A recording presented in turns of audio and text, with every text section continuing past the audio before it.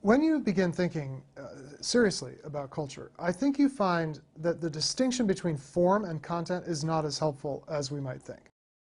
We tend to think of content as the message and form as just the neutral carrier of a message.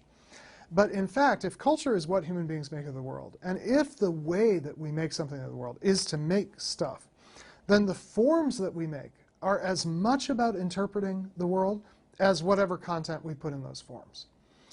So take the 3-minute pop song, verse, chorus, bridge, chorus.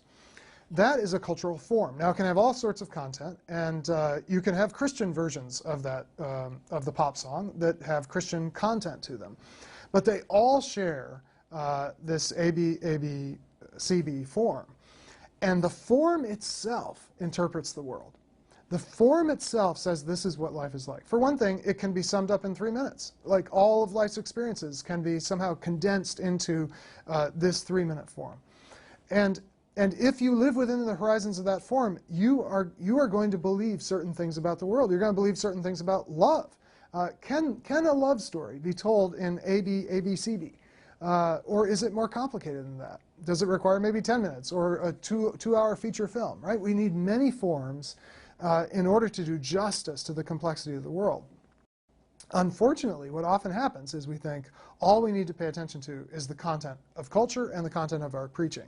And we neglect the fact that the forms of our culture and the form in which we preach is probably sending a deeper, more formative message to our congregation and is shaping us more than any content we would ever infuse that form with.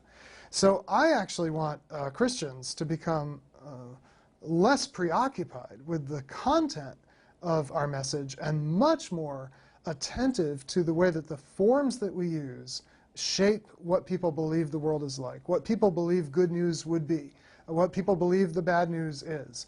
All these essential gospel questions are actually wrapped up in form.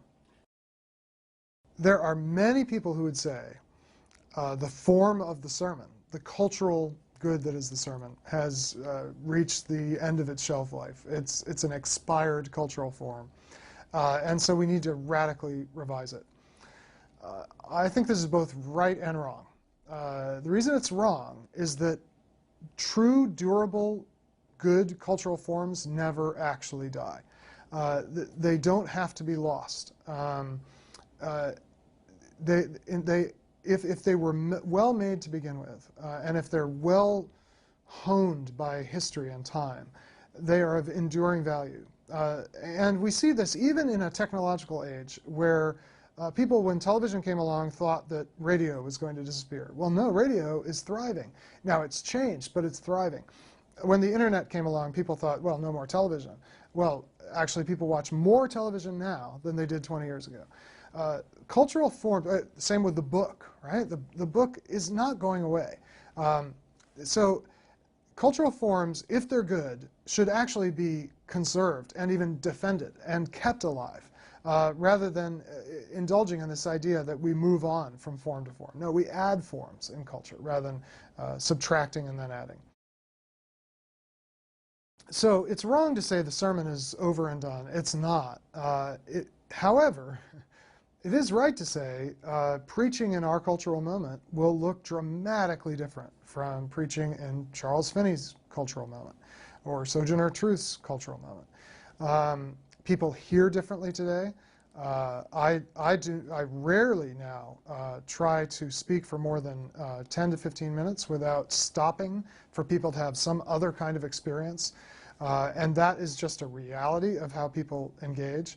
But that doesn't mean I give up on well-crafted verbal communication. I don't give up on the form of the sermon, but I think we do have to ask, how does it respond to our cultural moment now?